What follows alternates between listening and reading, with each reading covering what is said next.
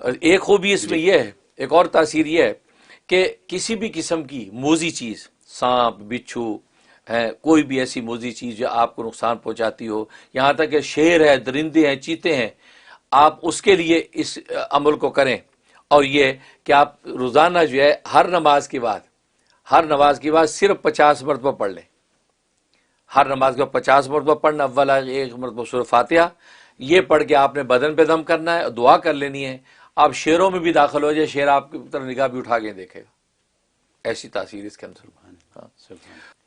تو ان کی جب تربیت روحانی اور نبوت کے مراتب طے کرنے تھے تو اللہ تبارک و تعالی نے یہ نام ان کو القاء کیا،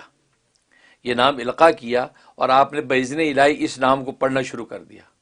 اور وہ نام یہ ہے، یا واحد الباقی اول کل شعین و آخرہ یا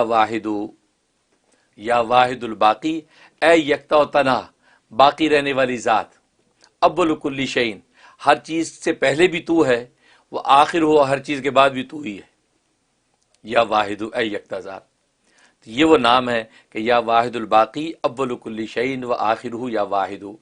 یہ حضرت ادریس صلی اللہ علیہ وسلم کا نام دیا گیا، اور آپ نے اس کا کثرت سے جب ورد کیا، اللہ نے وہ ملائکہ موکلین ان کو جو ہے ان کے پاس بھیج دیے، اور انہوں نے کہا جی ہم مسخر ہیں آپ کے، اور آپ کے جو ہے معجزات نبوت اور آپ کی تکمیل نبوت کے مراحل ہم طے کروائیں گے. اس طریقے سے عزیز صلی اللہ علیہ وسلم نے اس نام کو حاصل کیا.